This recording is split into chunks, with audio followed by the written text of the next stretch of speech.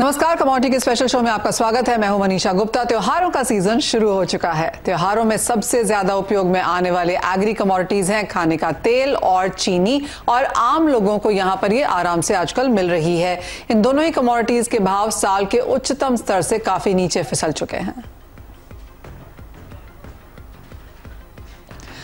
हमारे इस खास शो में हमारे साथ आज यहां पर बाजार में जुड़े हैं गोदरेज इंटरनेशनल के डायरेक्टर दौरव मिस्त्री, सनविन ग्रुप के सीईओ संदीप बजोरिया और श्री रेणुका शुगर्स के चेयरमैन अतुल चतुर्वेदी। आप सभी का कार्यक्रम में स्वागत है। आप सभी को त्योहारों की बहुत बहुत बधाई भी।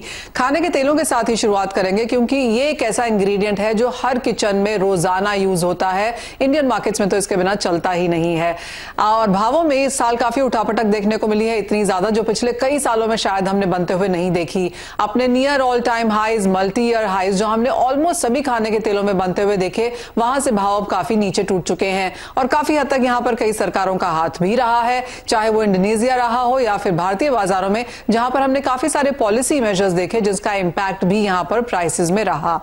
अतुल जी, सबसे पहले आपसे जानना चाहेंगे, जिस तरह से यहां पर फिलहाल भाव नजर आते हैं, ये जो पूरा त्योहारों वाला क्वार्टर है, कैलेंडर ईयर का आखिरी क्वार्टर, कैसे देखते हैं आप यहां पर प्राइसेस? देखिए, एक पिक्चर थी मुगले आजम जी, उसमें पृथ्वीराज कपूर बोलते हैं कि तुमको ये जीने नहीं देगा और मैं तुम्हें मरने नहीं दूंगा। वो सिचुएशन आज की तारीख में अपने तेलों के बाजार में भी है। रिसेशन और मॉनेटरी टाइटनिंग बाजारों को बढ़ने नहीं देगी, और जो स्ट्रॉन्ग फेस्टिवल डिमांड है ये बाजारों को घटने नहीं देगी। तो मेरा तो ये मानना है कि अब बाजार जो है आने वाले दिनों में रेंज बाउंड ही रहने चाहिए, क्योंकि ऊपर जाएंगे तो ये फिर मॉनेटरी टाइटनिंग और ये जो रुपया कमजोर हो रहा है, ये सब चीजें आएंगी फैक्टर। और जहां तक डोमेस्टिक का सवाल है, अपनी क्रॉप भी अच्छी है, तो ओवरऑल मैं नहीं समझता कि बाजारों में या तो ऊपर जाने का बहुत ज्यादा गुंजाइश हो या नीचे जाने का। तो जहां तक अपने कंज्यूमर्स का सवाल है, कंज्यूमर्स को तो डेफिनेटली ये बहुत अच्छी सौगात है, क्योंकि सब तरफ से बाजारों में मंदी के वो हैं। पाम ने बहुत तोड़ा है बाजारों को। पाम इतना जबरदस्त टूटा कि उसके चलते और सारे तेल भी टूटे। तो that should be a good inkling for the consumers.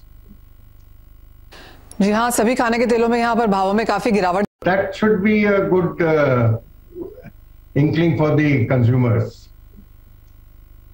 जी हाँ, सभी खाने के तेलों में यहाँ पर भावों में काफी गिरावट देखने को मिली है। संदीप जी, आप कैसे देखते हैं जो इतने सारे मेजर्स यहाँ पर लिए गए? आपको क्या लगता है? ऑफ कोर्स कंज्यूमर के लिए तो बहुत ही खुशी की बात है, क्या आपको लगता है किसान कहीं पीछे छूट गए इन सब मेजर्स में? मनीषा जी, पहली बात तो आपने तो तेल और चीनी की कही, तो मैं कहूंगा आपके मुंह में घी शक्कर। और अभी त्योहारों का टाइम है, तो मिठाई और नमकीन, मिठाई बनेगी शक्कर से और नमकीन बनेंगे तेल से, तो मिठाई और नमकीन खाने का बड़ा मौका अच्छा आ गया है। कंज्यूमर को राहत है, कंज्यूमर बड़ी तरह से एंजॉय कर सकता है। पिछले महीने में हमने देखा सितंबर में इंडिया में रिकॉर्ड इंपोर्ट हुआ वेजिटेबल ऑयल का। 17-17.5 लाख टन तेल हमने इंपोर्ट किया है। तो अब इनफ तेल अवेलेबल है हमारे सिस्टम में, डिमांड भी अच्छी है और बहुत अच्छी तरह से इस डिमांड को मीट कर रहे हैं इंडस्ट्री और ट्रेड। तो ये बहुत खुशी की बात है हमारे लिए भी। और जहां तक किसानों का सवाल आप जो कह रही हैं, वो अभी सोयाबीन की कीमतें जो आप देख रहे हैं, प्लांट डिलीवरी की कीमतें अभी 5,000 से 5100 रुपया हो चुकी है, और मंडी की कीमतें अभी समझ के चलिए 47,500 से 4800 रुपए के रेंज में है, और सपोर्ट प्राइस 4300 रुपए की है सोयाबीन की। तो अभी भी हम सपोर्ट प्राइस के ऊपर है, लेकिन डेफिनेटली ये सिचुएशन जो है, ये मुझे लग रहा है कि दीपावली के बाद में जब अराइवल बढ़ेगी, अराइवल बढ़ने के बाद में किसानों के लिए ये दिक्कत हो सकती है, और किसानों को एक बार सपोर्ट प्राइस के आसपास सोयाबीन आ सकता है। और वो लेवल यदि आएगा तो किसान अभी भी मतलब दिवाली के बाद एजिटेशन शुरू कर सकते हैं, और उस बारे में गवर्नमेंट को थोड़ा चिंतित होना पड़ेगा। बट आई थिंक ये सब बातें अभी अक्टूबर में तो कुछ नहीं होना है। नवंबर में भी मुझे लग रहा है कि गुजरात के इलेक्शंस है, तो लेट अस बी प्रैक्टिकल कि जब तक इलेक्शंस नहीं हो जाते नवंबर एंड तक, जब तक मुश्किल है। पर दिसंबर के फर्स्ट हाफ में मेरे ख्याल से गवर्नमेंट को फिर ये बैलेंस आउट करना पड़ेगा कंज्यूमर और फार्मर के बीच में, और दिसंबर के फर्स्ट हाफ में दिन प्रोबेबिलिटी बन सकती है। गवर्नमेंट को ड्यूटी बढ़ाने के लिए एक बार सोचना पड़ेगा, और वो शायद हालत बन जाएंगे, तो वो बात होगी। तो लेकिन फिर भी आप देखें तो अच्छा है कि कंज्यूमर को त्योहारों के समय अच्छी राहत मिल जाएगी, और किसान जब अपना माल मंडी में लाएगा और फुल फोर्स में जब नवंबर एंड में दिसंबर में माल आएगा तो गवर्नमेंट कोई करेक्टिव मेजर उस समय ले सकती है, वो ले ले। और जहां तक अभी एक देख रहे हैं आप, बारिशें अभी तक चल रही है, बारिशें अभी विड्रॉ नहीं हुई है, मानसून एक्सटेंडेड बन चुका है एंड इस चक्कर को लेके थोड़ा सा फसल भी डिले हो गई है, थोड़ा बहुत नुकसान और एडिशनल होने की जगह बन रही है। तो ये बात हमारे को ध्यान में रखने की भी जरूरत है। बट लेकिन हमने इंपोर्ट इतना ज्यादा कर लिया और इतनी अच्छी क्वांटिटी में कर लिया है, और सितंबर में 17 लाख टन आ गया, अक्टूबर में भी मेरे अनुमान से 15 लाख टन तेल आ जाएगा, और नवंबर में करीबन 13 लाख टन तेल आ जाएगा। तो हमारे पास तेल की कमी नहीं रहेगी, इनफ एडिबल ऑयल सिस्टम में अवेलेबल रहेगा। तो कंज्यूमर के लिए, सबके लिए ये खुशी की बात रहेगी। जहां तक अभी सनफ्लावर ऑयल में देखें तो ये यूक्रेन का जो कॉरिडोर है, जिसके बारे में 20 नवंबर तक 22 नवंबर तक अलाउड था, वो कॉरिडोर का अभी एक्सटेंशन अनाउंस नहीं हुआ है। तो वो एक चिंता की बात है, वो अभी क्या होगा क्या नहीं होगा, एक मार्केट अनसर्टेनिटी में है। इसके लिए थोड़ा सनफ्लावर का मार्केट अभी थोड़ा सा ऑफर साइड जो है थोड़े से रिड्यूस हो गए हैं। अनसर्टेनिटी नहीं हलती है। बाकी सोयाबीन और पाम में सप्लाई फुल फोर्स में शुरू है, और वैसे सनफ्लावर में हमें रशिया से भी सप्लाई बहुत मिल रहा है, अच्छी तरह से मिल रहा है, तो वो भी दिक्कत नहीं है। ऑलराइट, यानी कि अवेलेबिलिटी को लेकर कोई चिंता नहीं है। अफोर्डेबिलिटी एक इशू जरूर बन रहा था एक साल के शुरुआत में, लेकिन अब तो वो भी चीज खत्म होती हुई दिख रही है, क्योंकि भाव काफी कम आ गए हैं, लेकिन रिटेलर्स को अभी वो लेवल्स यहां पर मिलते हुए नहीं दिखे हैं। उसके बारे में बात करेंगे, लेकिन एक सवाल यहां पर दौरब जी को भी पेश करते हैं। दौरब जी, आप पाम पे ऑफकोर्स लगातार कहते रहे हैं कि आप बेरिश हैं और भावों में लगातार हमने गिरावट आते हुए देखी भी है, तो पहले प्राइसेस को आउट ऑफ द वे कर लेते हैं। जो करंट लेवल्स हैं, जो ऑलरेडी यहां पर 40-45% अपने हाई से गिर चुके हैं, कैसे देखते हैं आप अगला 1 महीना, अगले 3 महीने, क्योंकि ये त्योहारों के हिसाब से काफी इंपॉर्टेंट महीने हैं? आपको धन्यवाद मनीषा जी, और मेरे भाई अतुल जी और संदीप जी।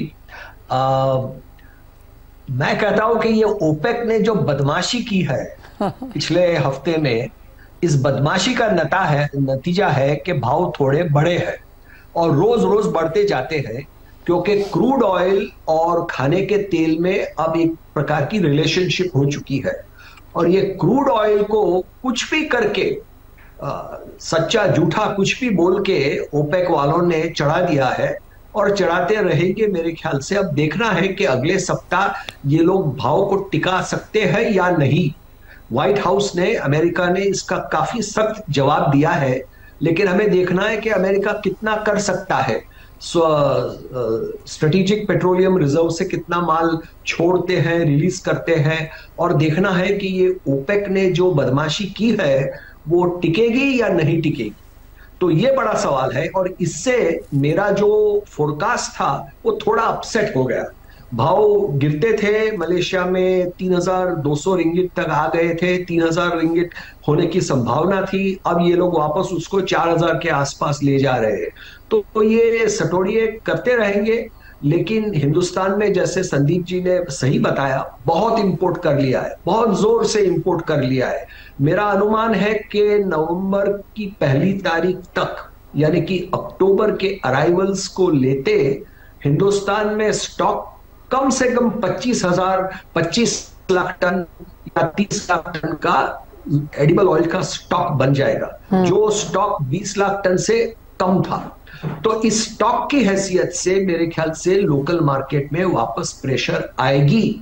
और जैसे कि मेरे भाई अतुल जी ने पिछले दिन बताया, हिंदुस्तान सरकार को एक प्रकार का डिसीजन लेना पड़ेगा दिवाली के बाद कि इंपोर्ट ड्यूटी, थोड़ी सी इंपोर्ट ड्यूटी पाम पे लगाए या नहीं, क्योंकि ये इंपोर्ट ड्यूटी का एक जो साधन हमारे हाथ में है, वो हमेशा हमें उसको हाथ में रखना चाहिए, उसका उपयोग करना चाहिए। ये सरकार ने बहुत गलत किया, पहले से हाथ ऊपर कर दिए, सरेंडर हो गए, बोले कि भैया 31 मार्च तक हम बिल ड्यूटी को बढ़ाने नहीं वाले हैं। ये आपने एक ब्लैंक चेक मलेशिया और इंडोनेशिया के हाथों में दे दिया। ये कभी नहीं सरकार को करना चाहिए। अपने हाथों में अपना समाधान, अपना सावधान रखना चाहिए, और सरकार को हमेशा बताना चाहिए कि भाई देखो, हम हमारे किसान और हमारे कंज्यूमर दोनों की हालत को देखते हुए डिसाइड करेंगे कि हमारी पॉलिसी क्या होगी, इंपोर्ट ड्यूटी कितनी होगी। जी हाँ, एब्सोल्युटली। जो ये 6 महीने का एक्सटेंशन है, ये बहुत ज्यादा बाजार एक्सपेक्ट नहीं कर रहा था, और जैसे आप सभी ने कहा कि हो सकता है नवंबर के बाद हम एक रीथिंक यहाँ पर इन मेजर्स पे आता हुआ देखें, वो एक बाजार यहाँ पर देखेगा। आप तीनों से ये एक सवाल, और मैं अतुल जी आपसे पहले शुरुआत करूंगी। जिस तरह की स्थिति अब यहाँ पर है, हमें पता है कि अक्टूबर में अराइवल्स भी आएंगे, जैसे संदीप जी ने कहा कि हाँ बॉम्बे में तो अच्छी खासी बारिश हो रही है, महाराष्ट्र में काफी हद तक यही हाल है, गुजरात में भी यहाँ पर हमने बारिश होते हुए देखी है, तो कितना इंपैक्ट उसका रह सकता है? अगर वो भी एक तरफ साइड में रखें, प्राइसेस आपको क्या लगते हैं आने वाले 1.5-2 महीने में कितनी गिरावट और हम एक्सपेक्ट कर सकते हैं अतुल जी? देखिए, मेरे को लगता है अब इस लेवल से जो 2 मिलियन बैरल्स जो अभी दुरा भाई भी बोल रहे थे जी, तेल का वो कम कर दिया है, ये सब चीजें विल प्रोबेबली इंश्योर कि बायोडीजल में थोड़ा पाम जाने लगे। और पिछले 1-1.5 महीने में पाम हिंदुस्तान में इस कदर आया है, तो उससे एटलीस्ट ओरिजिन कंट्रीज में जैसे इंडोनेशिया है या मलेशिया है, वहां पे जो स्टॉक के जो प्रेशर्स हो गए थे वो थोड़े बहुत मैं समझता हूँ ईज हो चुके हैं। तो मेरा ये मानना है कि बाजार अब रेंज बाउंड रहेंगे। ऊपर में अगर ये 400 रिंगिट की बात कर रहे थे दुराब भाई, ऊपर का वो 400 रिंगिट का रेंज और नीचे में 3200-3250 BMD का, मैं समझता हूँ बाजार रेंज बाउंड होंगे। एक चीज मैं और आपसे शेयर करूंगा जी, पाम सस्ता होने के कारण बेइंतहा पाम हिंदुस्तान में आया है, और उसके मुकाबले में सोया और सनफ्लावर उस हद तक नहीं आए हैं। मैं समझता हूँ दिस विल, और जैसे जैसे अपने ठंड आती जाएगी पाम का कंजम्पशन रिलेटिवली घटता है, बट ओवरऑल बाजार रेंज बाउंड रहेंगे। बहुत ज्यादा ना ऊपर जाने की जगह है और ना बहुत ज्यादा नीचे जाने की जगह है। जितने गिरने थे मैं समझता हूँ काफी हद तक गिर चुके। तो भी आप कहेंगे 2-4% ऊपर नीचे, क्या रेंज क्या देखते हैं? 2% प्लस माइनस, 4% प्लस माइनस? मैं 5% प्लस माइनस की रेंज देख रहा हूँ। ओके, संदीप जी आप कैसे देखते हैं प्राइसेस? आपको भी लगता है कि जो गिरावट है वो अब थमेगी? अभी गौरव जी ने जैसे कहा है कि ओपेक ने बदमाशी करी है, तो बात से मैं सहमत हूँ। नीचे में हमने देखा $76 क्रूड हो गया था और अभी क्रूड वापस $89 हो गया है। सो देखिए, आजकल सब चीजों में वेज ऑयल, जैसे वर्ल्ड का 20% वेज ऑयल जो है वो बायोडीजल में जा रहा है, तो क्रूड की मूवमेंट बहुत बड़ा इफेक्ट करती है वेज ऑयल की प्राइसेस पे। तो क्रूड वापस इतना ऊपर आने से तो अभी हमको क्रूड को पहले वॉच करना पड़ेगा। दूसरा, अभी शिकागो बोर्ड ऑफ ट्रेड में क्या एक्टिविटी है वो देखना पड़ेगा। Palm is just a follower of everything. तो अभी ये माहौल दोनों चीज को देख के हमको समझना पड़ेगा। बट ब्रॉड रेंज मुझे लग रहा है कि अभी फॉर टाइम बिंग महीना 1.5 महीना के लिए ब्रॉड रेंज आप समझना चाहो तो वो करीबन 3600 रिंगिट से 4000 रिंगिट के बीच का आप समझ के चलिए, ये मलेशियन रिंगिट में होगा। और CNF इंडिया में ब्रॉड रेंज जो समझ के चलिए करीबन $875 से करीबन $1000 तक का रेंज होगा, इसमें चलेगा। उसके बाद यदि क्रूड वापस नीचे आता है या सोयाबीन ऑयल नीचे आता है तो पाम तेल, जैसे गौरव जी ने कहा है कि पहले भी जाके नवंबर-दिसंबर में वापस एक डाउनफॉल आ सकता है, तो लोगों के माइंड में वो डर अभी भी है कि एक डाउनफॉल मार्केट और देख सकता है।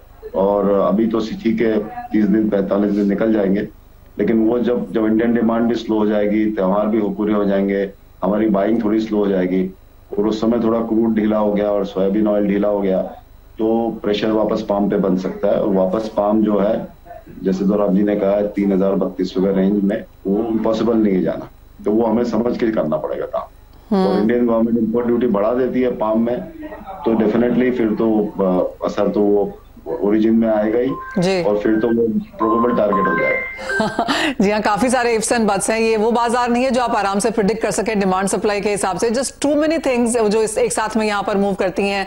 गौरव जी आप रिआइटरेट करेंगे, जैसे आपने कहा 3000 तक यहाँ पर भाव गिर सकते हैं इस साल के अंत तक?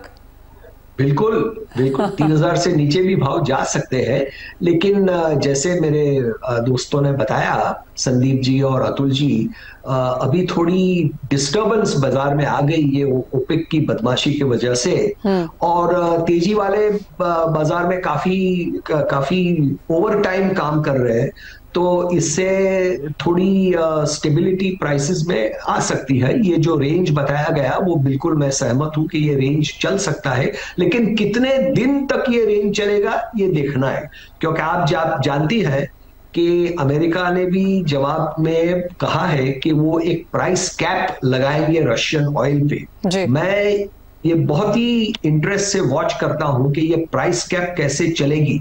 मेरा मानना है कि ये प्राइस कैप सफल होगी और इसे रशिया को काफी तकलीफ होने वाली है। इसलिए इन लोगों ने सऊदी के साथ पहले ही एक अलायंस बना के ये भाव बढ़ा दिया है, कट किया है प्रोडक्शन।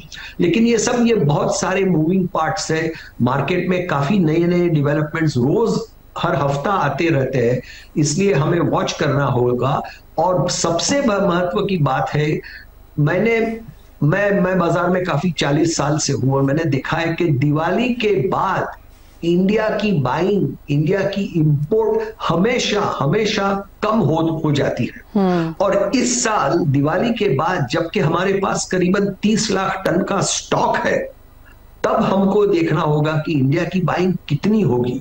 और इंडिया की बाइंग की वजह से ही पाम भाव में ये स्टेबिलिटी आई है। India is more important than you and I imagine. अगर इंडियन बाइंग नहीं होती, और आप संदीप जी से पूछिए, अतुल जी से पूछिए, अगर इंडिया की बाइंग नहीं होती तो ये भाव 2500 पहले चले गए होते। जी हाँ, right, नहीं, इंडिया बहुत इंपॉर्टेंट है, हम तो अपने आप को बहुत इंपॉर्टेंस देते हैं यहाँ पे।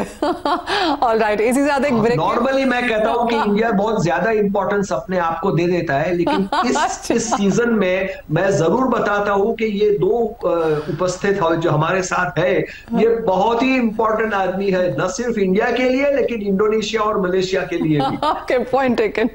लेकिन इसी के साथ एक छोटे से ब्रेक ले रुकना चाहेंगे। जब लौटेंगे तो क्या इंपॉर्टेंट पहलू हो सकते हैं जो जिन पर आपको नजर रखनी चाहिए, उनके बारे में अपने एक्सपर्ट से करेंगे बात।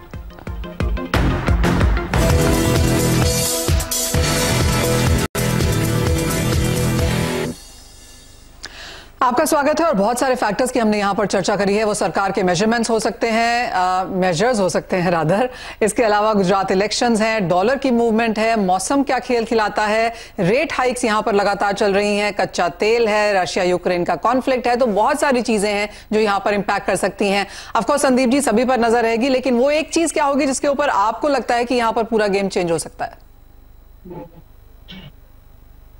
देखिए, अभी इंडियन मानसून की क्या सिचुएशन है, मानसून विड्रॉवल क्या है, ये बहुत इंपॉर्टेंट फैक्टर है हमारे सामने। और दूसरी बात, त्योहार के बाद में तो थोड़ा डिमांड हमारा स्लो हो जाएगा, उसमें कोई दिक्कत नहीं है। ये सब फैक्टर्स हमको ध्यान रख के डे टू डे हमको मार्केट को देखना पड़ेगा। मतलब हम कोई भी चीज अभी लॉन्ग रेंज में नहीं कह सकते। हमें अफेक्टिंग फैक्टर्स क्या है, ये 7 फैक्टर माइंड में रखना पड़ेगा। और डे टू डे फैक्टर का बिहेवियर क्या है, डे टू डे क्रूड क्या चल रहा है, सोयाबीन ऑयल क्या चल रहा है, बारिशें का क्या हाल है, और ये सब हमें ध्यान में रखना पड़ेगा। रशिया यूक्रेन का क्या हाल है, अकॉर्डिंगली वो मार्केट प्राइस मूवमेंट को हमको जज करना पड़ेगा। तो उस तरीके से हम ये, हमारे लिए फैक्टर्स आइडेंटिफिकेशन बहुत इंपॉर्टेंट है, जो आज आपके पैनल ने आइडेंटिफाई कर दिए। तो सब ऑडियंस को ये फैक्टर 5-7 माइंड में रख के डे टू डे मार्केट को पढ़ना चाहिए, देखना चाहिए। ऑटोमेटिक उनको जजमेंट समझ में आएगा और मार्केट से मुनाफा कमा सकते हैं। तो एक बात तो तय है कि तेजी यहां से बाजार में खत्म हो गई है। क्या यहां से और गिरावट है, और कितनी और क्या रेंज बन सकती है, उसके ऊपर ऑफकोर्स हमारे पैनल ने यहां पर बात की है। दौरब जी, सिर्फ खाने का तेल नहीं, क्योंकि एक जो रीसेंट कॉमर्स मिनिस्ट्री की रिपोर्ट आई है उसके हिसाब से 11 एसेंशियल कमोडिटीज में 2 से 9% की गिरावट हमने पिछले 1 महीने में आते हुए देखी है। फिर वो पेरिशेबल्स हैं, पल्सेस हैं, दालें हैं, चीनी भी उसका एक भाग रहा है।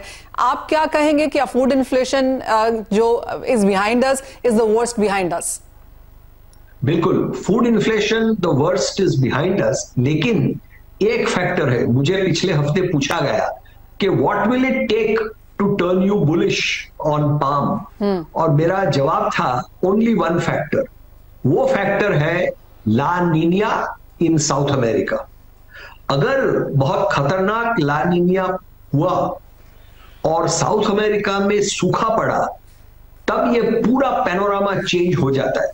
लेकिन ये पैनोरामा चेंज होगा कब? दिसंबर महीने में, जबकि बारिश होती है साउथ अमेरिका में। Most important rainfall in South America is December rainfall around Christmas time. So तब तक the jury is out, we don't no.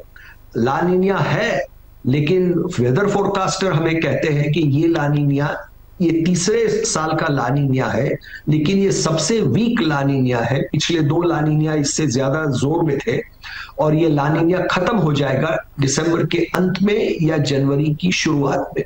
तो अगर ये खत्म हो जाता है, जनवरी की शुरुआत में बारिश का मौसम इंप्रूव होता है साउथ अमेरिका में, तब फूड इन्फ्लेशन इज ओवर, गिरावट चलती रहेगी। लेकिन अगर ये ला नीनिया खतरनाक हो गया और साउथ अमेरिका में यानी कि सदर्न ब्राजील और अर्जेंटीना में सूखा पड़ा, तब ये पैनोरामा बिल्कुल बदल जाता है। ये मेरे ख्याल से सबसे इंपॉर्टेंट फैक्टर है, लेकिन ये फैक्टर जारी होगा दिसंबर महीने में। ऑलराइट, तो तब तक यहाँ पर इंतजार करना होगा। और इस शो की शुरुआत अतुल जी ने यहाँ पर एक मुगल आजम के डायलॉग के साथ करी थी। अतुल जी, शो की जो हम अंत है वो भी आपके साथ करेंगे। आप बताएं चीनी में अब यहाँ पर क्या लगता है, क्योंकि अब जो इंडियन मार्केट्स हैं या इंडिया है सबसे बड़ा प्रोड्यूसर, सबसे बड़ा कंज्यूमर, सेकंड सबसे बड़ा एक्सपोर्टर। रिकॉर्ड हमने केन के हिसाब से देखे हैं, शुगर एक्सपोर्ट्स के हिसाब से देखे हैं। ये साल चीनी के लिए तो बहुत महत्वपूर्ण रहा। डेफिनेटली इस बार अभी तक के जो बरसात भी हुई है, जो शुगर प्रोड्यूसिंग स्टेट्स हैं अपने यहाँ, तो उससे तो लगता है कि भगवान भी अपने इंद्रदेव भी इंडियन ही हैं। क्योंकि जहां तक कर्नाटक का सवाल है या महाराष्ट्र का सवाल है या यूपी का सवाल है, सब जगह केन का जो अभी तक का जो रिजल्ट्स आ रहे हैं वो बहुत अच्छे आ रहे हैं। ओनली डिस्टर्बिंग फैक्टर है कि ये जो लेट रेन्स है जिसके बारे में संदीप ने भी बात की, वो थोड़ा सा हो सकता है क्रशिंग को डिले करे। तो मैं समझता हूँ आने वाला साल शुगर के लिए भी बहुत अच्छा रहने वाला है। और हम लोगों की back of the envelope calculation जो हैं, उसके बेसिस पे हिंदुस्तान को 8 से 9 मिलियन टन शुगर अगले साल भी एक्सपोर्ट करनी पड़ेगी, अगर अपने को 6 से 6.5 मिलियन टन का कैरी ओवर चाहिए नेक्स्ट ईयर भी। तो मैं समझता हूँ शुगर के प्राइसेस भी इस बार रीजनेबली कंट्रोल रहेंगे। और मेरा तो मानना है कि इंडियन कंटेक्स्ट में शुगर इज इन्फ्लेशन प्रूफ, क्योंकि इतने ज्यादा रेगुलेटेड मार्केट्स हैं, जो रिलीज मैकेनिज्म है, वो सारी चीजें मिला के शुगर के दाम हिंदुस्तान में बहुत ज्यादा बढ़ने वाले नहीं हैं। बट ओवरऑल शुगर सेक्टर के लिए ये अच्छा साल होना चाहिए, और जी हाँ, कंज्यूमर के लिए भी।